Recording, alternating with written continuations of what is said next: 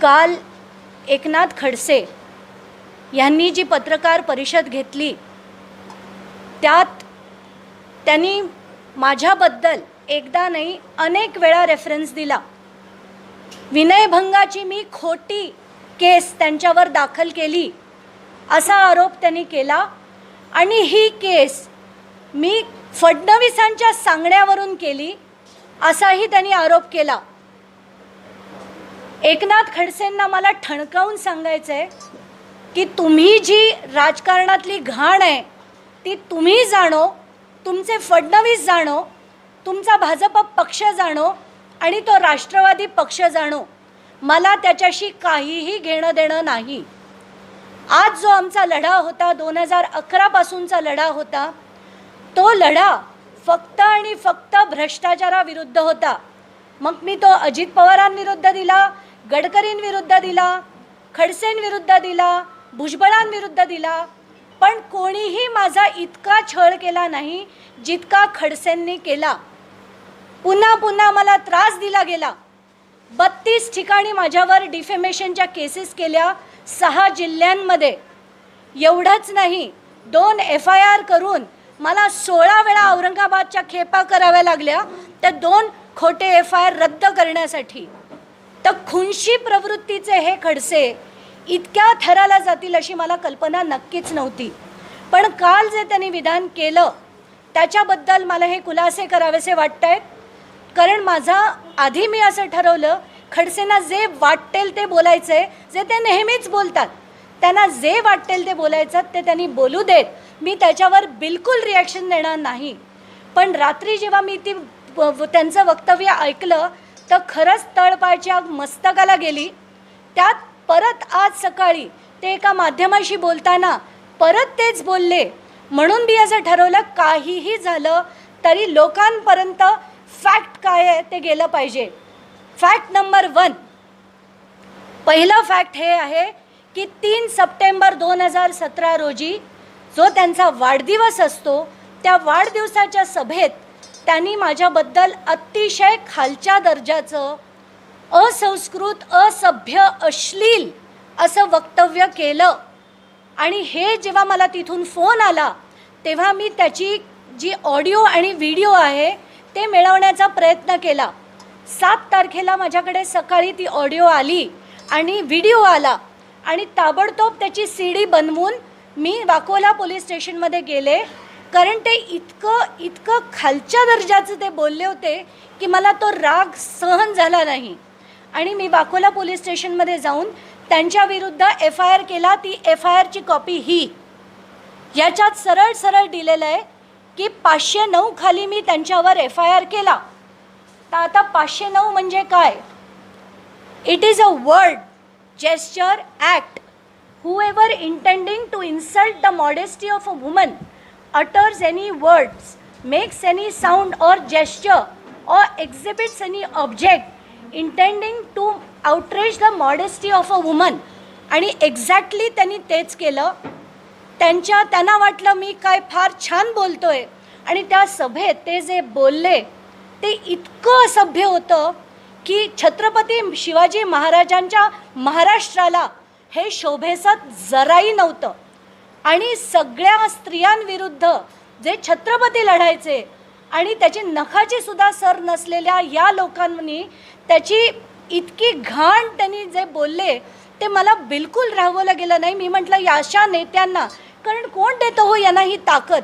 जे नेते उठतात ते वाटेल ते बोलतात, कोणाविरुद्धही काहीही बोलावं आणि त्या बोलण्याला काही ताळ नाही, तंत्र नाही, काही नाही.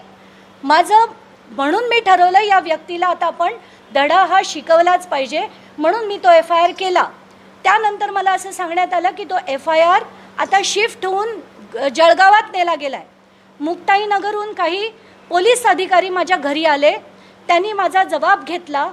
काही दिवसांनी पुन्हा एक पुरवणी जबाब घेतला गेला आणि ते पुरवणी जबाब झाल्यानंतर मला परत फोन आला की अजून एक जबाब द्यायला तुम्हाला रोडच्या पोलीस स्टेशनमध्ये जावं लागणार आहे. तर तिथल्या पोलीस स्टेशन नाही, मॅजिस्ट्रेट कोर्टात जज पुढे तुम्हाला जे बोलायचं आहे ते तुम्हाला सांगायला लागेल. म्हणून मी पुन्हा त्या कोर्टात जाऊन जज समोर माझं जे निवेदन होतं ते दिलं, माझा जो जबाब होता तो दिला, जो रेकॉर्ड केला गेला आणि तिथे पाठवला गेला. त्यानंतर त्याच्यावर बिलकुल कारवाई केली नाही. आणि याचं कारण सरळ सरळ हा देवेंद्र फडणवीसांचं राजकारण. देवेंद्र फडणवीसांना फक्त आणि फक्त सोयीचं राजकारण करायचं होतं आणि हे राजकारण नेहमी सगळ्या ॲक्टिव्हिस्टबरोबर केलंच जातं. मग ते कोणीही असे नका, प्रत्येकाबरोबर अशाच तऱ्हेचं राजकारण होतं. त्या FIRवर पुढे काहीही कारवाई झाली नाही.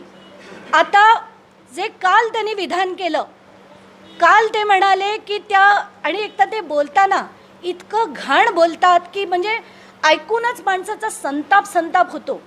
काल ते बोलताना काय म्हणाले की त्या दमनियाबाईंना, त्या फडणवीसांनी म्हणे कुठली ते एका त्या महिलेचा, त्यांचे मी विधानं लिहून आणली आहेत, मुद्दाम तुम्हाला वाचून दाखवते. पहिलं विधान, विनयभंगाचा बोगस खटला दाखल करणं आणि त्याच्यासाठी पण मुख्यमंत्र्यांनी फोन करावा. तुम्ही जाणो आणि मुख्यमंत्री जाणो, मी जो गुन्हा केला त्यांच्यावर दाखल ते माझ्या विरुद्ध काढलेले शब्द त्या सभेत होते म्हणून त्यांच्या विरुद्ध मी केला आहे. I have got nothing to do with Devendra Fadnavis at all. मुद्दा नंबर 2, मी फडणवीसांना विचारलं की हे खोटं आहे, हे चुकीचं आहे, तुम्हाला माहिती आहे. यावर फडणवीस म्हणाले ती गोंधळ करत होती म्हणून मी गुन्हा दाखल करण्याची ऑर्डर्स दिले. गोंधळ करत होती. आज जर अमृता फडणवीस विरुद्ध असे शब्द खडसेंनी काढले असते तर फडणवीस असंच बोलले असते का? म्हणजे हे जर शब्द आहेत आणि याचं क्लॅरिफिकेशन सगळ्या मीडियाने फडणवीसांकडनं पण घ्यावं की जे ते असं म्हणाले असतील तर ही भाषा एका मुख्यमंत्र्यांना शोभते का? मुद्दा नंबर 3, मी त्या केसमधनं 8 ते 10 दिवसापूर्वी बाहेर निघालो. मी इथे येण्यापूर्वी 2 जणांशी बोलले. एक होते सुरेश शिंदे, PI मुक्ताईनगर, जे या केसची चौकशी करत होते. त्यांनी मला सांगितलं, मॅडम तुमची दिलेली CD आम्ही लॅबमध्ये टेस्टिंगला पाठवलेली आहे, तुमचं अजून पुढे इन्व्हेस्टिगेशनच केलं गेलेलं नाही, त्याच्यावर कुठली चार्जशीट फाईल केली गेलेली नाही. तर ते जे काल सभेत बोलले, त्यांच्या पत्रकार परिषदेत बोलले, ते धादांत खोटं होतं. त्यांच्या विरुद्धचा 509चा गुन्हा अजिबात संपलेला नाही. त्याच्यानंतर मी पुन्हा वारणगावचे PI बोरसे म्हणून होते, जे आत्ता ही केस हाताळत आहेत, त्यांच्याशी मी बोलले. त्यांनी सुद्धा मला तेच सांगितलं की काहीही ही केस संपलेली नाही, मिटलेली नाही, कारण त्याच्यात आत्ता चार्जशीटच फाईल झालेलं नाही. तर काल जे ते बोलले ते पूर्ण महाराष्ट्राने ते ऐकलंय, पूर्ण महाराष्ट्राने ऐकलंय. ते ॲब्सल्यूट खोटं बोलले, ॲब्सल्यूट खोटं बोलले. त्याच्यात ते शेवटी काय म्हणतात, इतक्या खालच्या दर्जाचं राजकारण फडणवीसांनी केलं की एका महिलेला पकडायचं आणि माझ्यावर खोटे खटले दाखल करायचे. तर खडसेंना मला ठणकावून सांगायचं आहे, खडसे, हे खालच्या दर्जाचं राजकारण तुम्हाला येत असेल आणि तुमच्या मित्रमंडळींना येत असेल, आम्ही राजकारणही करत नाही आणि खालच्या दर्जात कधीच नाही आणि कोणाच्या सांगण्यावरून तर बिलकुलच नाही. तुम्ही जे बोललात त्याच्याविरुद्ध मी तो खटला दाखल केला आहे आणि ह्याच्या पुढे जितकं तुम्ही हे बोलाल तितक्या जोरात, म्हणजे मी खरंच त्यांना चॅलेंज देते, मी इतकं स्ट्रॉंगली लढेन त्यांच्या विरुद्ध. आता तुम्ही याच राजकारणात आणि याच्या पुढे तुम्हाला धडा शिकवायला मी खंबीर बसलेली आहे. आणि मला त्यांना खरंच सांगायचं आहे की तुम्हाला ज्या पक्षात जायचं आहे तुम्ही त्या पक्षात जा. तुम्हाला राष्ट्रवादीत जायचं आहे राष्ट्रवादीत जा, भाजपतनं राजीनामा द्यायचा भाजपतनं राजीनामा द्या, त्याच्याशी आमचं काही घेणं देणं नाही. तुम्ही जाणो आणि ते शरद पवार जाणो आणि ते अजित पवार जाणो आम्हाला, आणि ते जयंत पाटील जाणो. पण हे जे तुम्ही थेर चालवलेत, परत परत जे माझं नाव तिथे घेताय, याद राखा मी सोडणार नाही. याद राखा, मी बिलकुल सहन करणार नाही. तुम्ही जे यापुढे माझं नाव एकाही पत्रकार परिषदेत घेतलं तर माझ्याहून वाईट, आणि प्रत्येक लढा जो मी देईन तो न्यायालयीन देईन आणि माझ्याकडे त्याचं हवं तेवढं प्रूफ आता मी जमा केलं आहे. त्यांचं तळमळ कशामुळे होती आहे? कारण जी मी केस फाईल केली, ही जी काळी फाईल तुमच्या पुढे ठेवलेली आहे, ती अँटी करप्शन ब्युरोमध्ये पुण्याचं जे मॅटर होतं, ज्याच्यात त्यांना फडणवीसांनी क्लीन चिट देऊन मोकळं केलं होतं, त्याच्यावर मी फाईल केलेलं आणि असीम सरोदे लढत असलेलं प्रोटेस्ट पिटिशन आहे ती. आणि त्याच्यातले जे पुरावे होते ते क्लिअरली ओपन अँड शट आहेत, ओपन अँड शट, की त्याच्यात त्यांनी कसा भ्रष्टाचार केला त्याचे फॅक्ट्स आहेत. PIL जे मी हायकोर्टात केलं आहे 2015च्या डिसेंबरमध्ये केलं आहेत. आत्तापर्यंत त्याची 3च हिअरिंग झाली आहेत, पुढे बोर्डावर येतच नाही. आम्ही प्रत्येक वेळेस मेन्शन करून करून करून थकलो. कसं लढावं, एका ॲक्टिव्हिस्टनी कसं लढावं, आणि यांची गाड ऐकायची, यांची ही गाड ऐकायची आम्ही. आणि पत्रकारांनी मला तुम्हाला हे प्रश्न विचारायचा आहे, कसला उदो चालवलाय तुम्ही त्यांचा? भाऊ तुम्ही हे केलं, भाऊ तुमच्यावर अन्याय झाले. कसे झाले अन्याय, कसले अन्याय? त्यांच्या इतके भ्रष्टाचारी कोणी नाही आहेत. आणि शरद पवारांना मला तेच सांगायचं आहे, भ्रष्टाचार तुमच्याही पक्षातल्या अनेक लोकांनी केलेत, यांनीही केलेत. अशाच घाणीला तुम्ही भरून घेणार आहात का? अशाच घाणीला. आणि मी त्यांच्या विरुद्धही लढले, आज खडसेंविरुद्धही लढेन. जिथे जिथे भ्रष्टाचार होईल तिथे तिथे आम्ही लढू. तुम्ही आम्हाला कितीही त्रास दिलात तरी आम्ही तुम्हाला सोडणार नाही, हे मला खडसेंना ठणकावून सांगायचं आहे.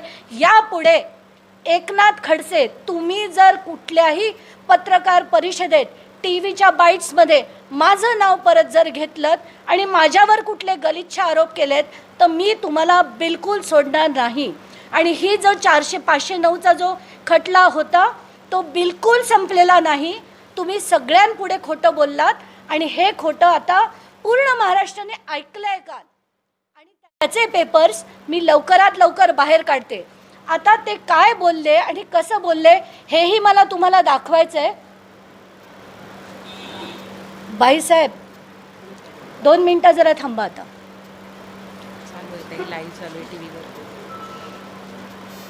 माझ्या विरुद्ध केलेल्या 32 डिफेमेशनच्या केसेस, की एक संपलं नाही की दुसरं समन येतं, की आज तुम्ही रावेर कोर्टात जा, तर आज तुम्ही या कोर्टात जा, आज तुम्ही मुक्ताईनगर कोर्टात जा. आणि आज परमेश्वराच्या कृपेने माझ्याकडे, मी तशी अपर मिडल क्लासमध्ये असल्यामुळे मला जाता येता तरी आलं. जर माझ्या जागी कोणी साधी ॲक्टिव्हिस्ट असती तर यांनी तिचा छळ केला असता आणि छळ करून करून अक्षरशः आयुष्यभर थंड केलं असतं. पण आम्ही इतके खंबीर आहोत की त्यांना हवं तेवढा त्यांनी छळ करावा, आम्ही बिलकुल ऐकून घेणार नाही. सगळे फॅक्ट्स तुमच्यासमोर ठेवते. हा झोटिंग कमिटी पुढे, जेव्हा झोटिंग कमिटी स्थापन झाली त्यांच्यापुढे मी पाठवलेला रिपोर्ट, हे गव्हर्नरना दिलेलं माझं निवेदनाची कॉपी फक्त मी आणली आहे. आणि अख्खाच्या अख्खा ठोकळा, ज्याच्यात मी त्यांच्या असलेल्या सगळ्या प्रॉपर्टीजचे डिटेल्स दिलेत. स्वतःला शेतकरी म्हणून घेतात आणि शेतकऱ्याची इतकी अफाट संपत्ती, म्हणजे ते माझं जे पिटिशन आहे ते 1100 पानाचं डिस्प्रपोर्शनेट ॲसेट्सचं पिटिशन आहे. आणि ते मी हायकोर्टापुढे फाईल केलं आहे 1100 पानाचं. आणि त्याच्यात आहेत नाहीत तेवढ्या सगळ्या प्रॉपर्टीजचे डिटेल मी खोदून खोदून महाभूलेख आणि IGR नावाच्या वेबसाईट्सवरनं काढले. आणि मला जी सगळ्यात जास्त मदत कोणी केली असेल तर ते गजानन जे जळगावचे आहेत, गजूभाऊ आहेत आणि चंद्रकांत पाटील आहेत. त्यांनी काही पेपर्स दिले होते. फडणवीसांकडनं देण्याचा किंवा घेण्याचा प्रश्नच उठत नाही, कारण तेही त्यांच्यासारखे राजकारणी आहेत. तर मला जे सांगायचं आहे की जो 509चा गुन्हा केला गेला, दाखल केला गेला, खोटा होता असं ते जे म्हणालेत, तो खोटा काय होता आणि ते काय बोलले त्याचं वक्तव्य तुम्हाला दाखवायचं आहे. ते आत्ता आपण ही क्लिप प्ले करायची आहे, त्यामुळे मला फक्त 2च मिनिटाचा वेळ द्या.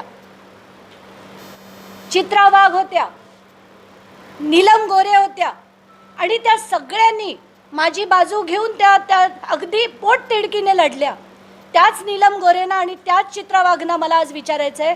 चित्रा वाघ तर आता राष्ट्रवादीत नाही आहेत, त्या आता परत भाजपमध्ये आल्या आहेत. हे सगळेजण इकडनं तिकडे उड्या मारत असतात.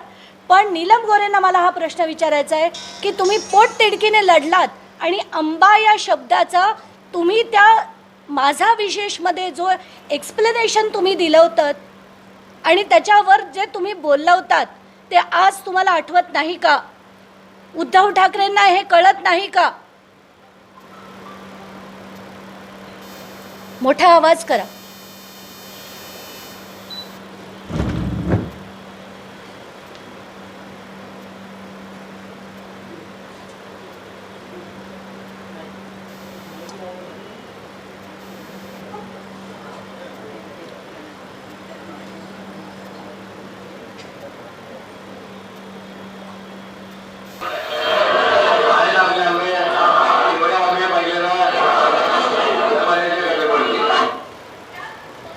परत लावते.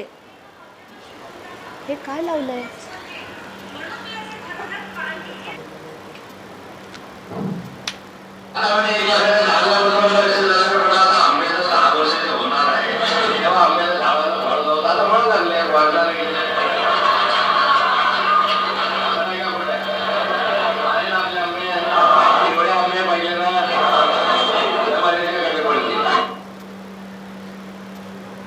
जर तुम्ही ऐकलं असेल हे असं वक्तव्य तुमच्या आया बहिणींवर कोणी केलं असतं तर तुम्ही लढला नसता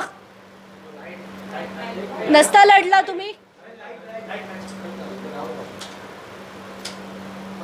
तर असं हे घाण जे शब्द त्यांनी वापरले,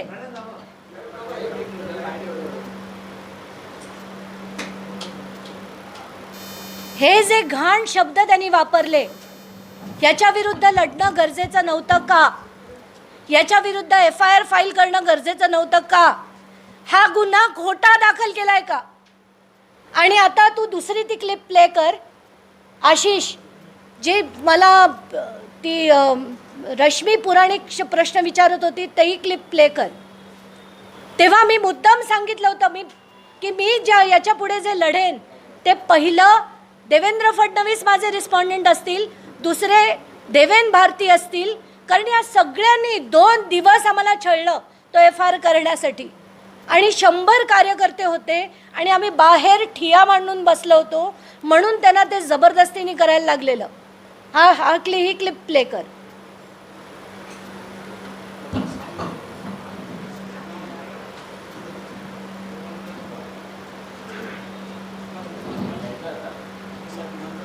त्यांच्यावर कारवाई करण्याची कुठलीही स्त्री सेफ नाही. कारण महाराष्ट्रातले मुख्यमंत्री याला पूर्णपणे जबाबदार आहे. महाराष्ट्राची पूर्ण पोलीस फोर्स याला जबाबदार आहे. यांच्यात हिंमतच नाही खडसेसारख्या लोकांना धडा शिकवण्याची. आणि म्हणूनच मला म्हणायचं वाटतं की अतिशय दुर्दैव आहे या महाराष्ट्राचा की कुठलीही स्त्री इथे सेफ नाही. यांनी स्पष्ट केलेलं आहे की ही FIR रजिस्टर केली जाणे आणि यासाठी फक्त मुख्यमंत्री जबाबदार आहेत. त्यांच्यामध्ये हिंमतच नाहीये की एकनाथ खडसेंविरुद्ध ते कारवाई करू शकतात. रश्मी पुराणिक. आणि याच्यानंतर तो पूर्ण माझा विशेषचा प्रोग्राम झाला. त्याचं प्रेशर होतं का कशाचं प्रेशर होतं माहीत नाही. 2 दिवस आम्ही ठिया दिल्यानंतर तो FIR झाला. आणि हे खरंच वापरू नये, पण हे युजलेस एकनाथ खडसे पत्रकार परिषदेत असं म्हणतात की मी त्यांच्यावर खोटा गुन्हा दाखल केला आणि तो पण मुख्यमंत्र्यांच्या सांगण्यावरनं केला. तुम्ही प्लीज तुमचं घाणीचं राजकारण बंद करा आणि यापुढे माझं नाव तुम्ही कुठल्याही पत्रकार परिषदेत घेतलं तर याद रखा. एवढंच मला त्यांना सांगायचं आहे. इथेच थांबते. धन्यवाद. इतना सब कुछ हिंदी में बोलना बहुत मुश्किल है. ठीक है. 3 सितंबर 2017 को एकनाथ खड़से का जन्मदिन होता है. उस जन्मदिन पर उन्होंने मुक्ताई नगर में एक सभा ली थी. उस सभा में उन्होंने जो चंद शब्द यूज़ किए थे मेरे खिलाफ, वो बहुत ही गंदे, नीचे के दर्जे के और अश्लील ऐसे शब्द थे. इसके खिलाफ मैंने और मेरे कार्यकर्ताओं ने वाकोला पुलिस स्टेशन के बाहर 2 दिन तक कंटिन्यूस हमने आंदोलन किया, जिसके बाद उन पे FIR हुआ. और ये हुआ 2017 में. कल जब उनको राजनीति में जाना था और 1 साल घर पर बैठने के बाद मैं अभी राजनीति में क्यों जा रहा हूँ ये बताने के लिए उन्होंने सिर्फ मेरे नाम का वापस उपयोग किया। उन्होंने ये कहा कि फडणवीस के खिलाफ मुझे बहुत, उन्होंने मेरे साथ नाइंसाफ़ी की। कोई एक महिला को पकड़कर मेरे खिलाफ झूठे बयानबाजी की, झूठे खटले किए, ये साफ झूठ है। उन्होंने जो बोला था, उनके जो शब्द खुद के थे वो इतने गंदे, इतने अश्लील थे, इसीलिए मैंने उनके खिलाफ आज उस वक्त 509 का गुनाह किया था। और वो शब्द क्या थे ये भी मैंने आज इस वीडियो क्लिपिंग में बताया है।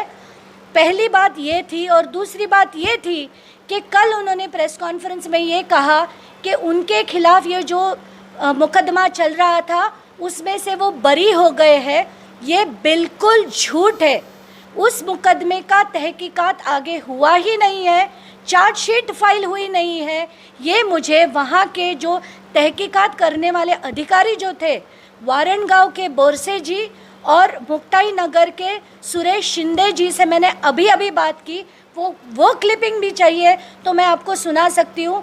उन्होंने कहा है कि चार्जशीट ही फाइल नहीं हुई है तो मुकदमा ख़त्म होने का सवाल ही नहीं उठता। तो झूठ पे झूठ ये खड़से जी बार बार बोलते हैं।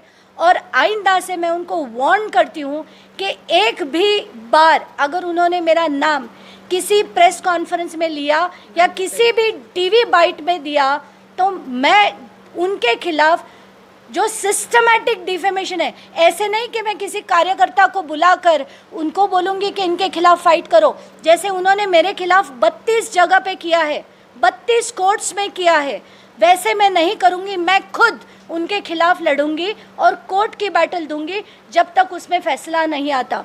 मेरी वार्निंग है उनको, आइंदा से जो आपको राजनीति करनी है वो आप जाने, देवेंद्र फडणवीस जाने, शरद पवार जाने, आपकी बीजेपी जाने और आपका राष्ट्रवादी जाने, उसमें मुझे कहीं भी घसीटना मत। ये मेरा उनको बहुत स्ट्रांग वार्निंग है और उस पर अगर वो अमल करते हैं तो ठीक, वरना उनको कोर्ट में फेस करना पडेगा। Thank you. प्रश्न कोणाला विचारायचे असतील तर विचारा।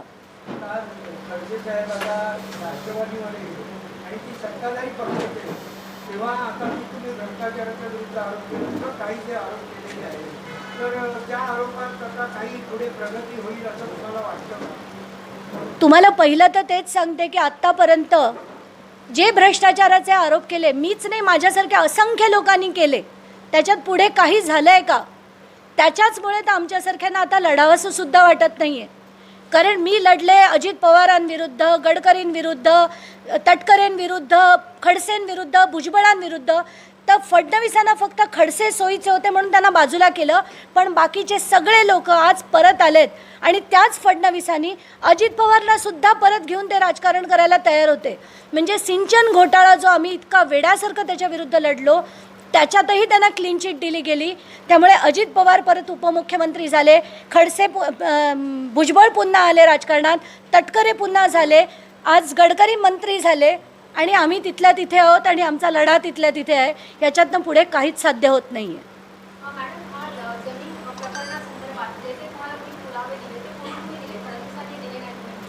जसं मी तुम्हाला स्पष्ट शब्दात सांगितलं, जमीन खटल्यात एकूण एक पुरावे जे तुम्ही आत्ता पण बघू शकता ते मी MCAच्या वेबसाईटवरनं, ROCची जी वेबसाईट असते त्याच्यावरनं काढले। ते कसे काढले तर त्यांच्या जेवढ्या कंपनीज होत्या, ज्याच्या कंपनीजमधनं पैसे त्यांच्या खात्यात आले आणि त्या खात्यातल्या पैशांनी त्यांनी जमिनी घेतल्या। म्हणजे MIDCची जी जमीन होती, जो भूखंड होता, तो त्या पैशातनं त्यांनी घेतला। त्याचे मी सगळेच्या सगळे स्टेटमेंट्स लावली। एवढंच नाही तर त्या सगळ्या शेल कंपनीज कशा होत्या आणि त्याचा पूर्ण गौडबंगाल कसा झाला हे मी पॉईंट बाय पॉईंट मांडलंय। हेच नाही तर ते जे म्हणतात मी काय केलं, मी त्यात काहीच केलं नाही, मंदाकिनी खडसेंनी ती जमीन घेतली, मला तर त्याची कल्पना पण नव्हती, हे जे त्यांनी म्हटलं ते साफ खोटं होतं। MIDCच्या ऑफिसमध्ये मी स्वतः जाऊन सुरवडेंना भेटले, RTI खाली अख्खाचा अख्खा ढीक पेपरचा जो काढला त्याच्यात हे दिसतंय की खडसेंनी ती मीटिंग जी बोलवली ती नुसती मीटिंग नाही बोलवली, त्यांनी त्या मीटिंगमध्ये